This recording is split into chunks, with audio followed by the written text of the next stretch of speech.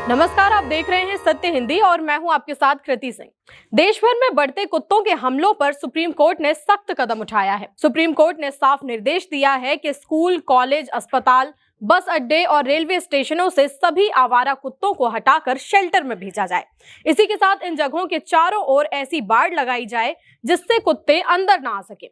Court ने इन जगहों से कुत्तों को पकड़ने की जिम्मेदारी स्थानीय निकायों को दी है, जिसमें कहा गया है कि निकायों को कुत्तों का टीकाकरण और नसबंदी करवानी होगी और फिर उन्हें ये तय किए गए डॉग शेल्टर में भेजना होगा। लेकिन अब पकड़े गए कुत्तों को दोबारा उसी जगह पर छोड़ना बिल्कुल मना है। कोर्ट ने कहा कि अगर ऐसा हुआ तो ये पूरा अभियान ही बेकार हो जाएगा। जस्टिस विक्रम नाथ की अगुवाई वाली 3 जजों की बेंच ने ये आदेश आवारा कुत्तों के मामले में दिया। कोर्ट ने कहा कि स्थानीय निकाय समय समय पर निरीक्षण करें ताकि ये सुनिश्चित हो सके कि इन परिसरों में कहीं भी आवारा कुत्तों का ठिकाना ना बन पाए। सुनवाई के दौरान सीनियर वकील आनंद ग्रोवर और करुणा नंदी ने अपना पक्ष रखने की अनुमति मांगी, लेकिन बेंच ने इनकार कर दिया। कोर्ट ने आगे ये भी कहा कि सड़कों और हाईवे पर घूम रहे आवारा मवेशियों और दूसरे जानवरों को भी तुरंत हटाया जाए। सुप्रीम कोर्ट ने राजस्थान हाई कोर्ट के उस आदेश को मंजूरी दी जिसमें सड़कों और एक्सप्रेसवे से आवारा मवेशियों को हटाने का निर्देश दिया गया था। कोर्ट ने कहा कि एक संयुक्त अभियान चलाया जाए और सभी ऐसे जानवरों को जिनमें गाय, भैंस जैसे सभी पशु शामिल हैं, तुरंत सड़कों और हाईवे से हटाकर गौशालाओं या फिर शेल्टर होम में भेज दिया जाए। सुप्रीम कोर्ट ने सभी राज्यों और केंद्र शासित प्रदेशों के मुख्य सचिवों को चेतावनी दी कि आदेश का सख्ती से पालन किया जाए, वरना जिम्मेदार अधिकारियों पर व्यक्तिगत कार्रवाई की जाएगी। साथ ही 8 हफ्तों के भीतर रिपोर्ट मांगी गई है कि इस आदेश को लागू करने के लिए क्या व्यवस्था बनाई गई है, वो हमें आकर जरूर बताएं। आपको बता दें कि इससे पहले 28 जुलाई को जस्टिस JB पारदीवाला और जस्टिस R महादेवन की बेंच ने टाइम्स ऑफ इंडिया की एक report in a city haunted by strays kids पे प्राइस के आधार पर खुद संज्ञान लिया था।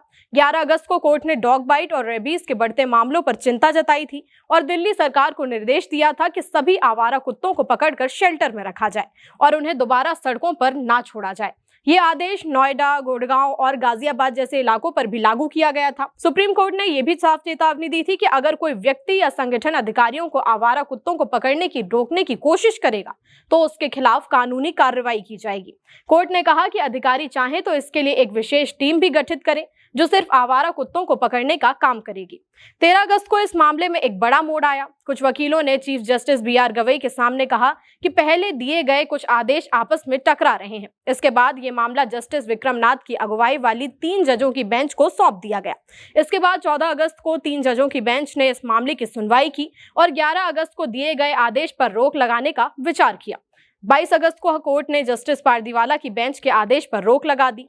कोर्ट ने एनिमल बर्थ कंट्रोल यानी कि ABC नियमों के आधार पर साफ किया कि जिन कुत्तों की नसबंदी, टीकाकरण और कीड़े हटाने का इलाज हो चुका है, उन्हें उसी जगह पर वापस छोड़ा जा सकता है जहां से उन्हें पकड़ा गया था, सिवाय उन कुत्तों के जो रेबीज से संक्रमित हैं या जिनके संक्रमण का शक है या जो आक्रामक व्यवहार दिखा रहे हैं।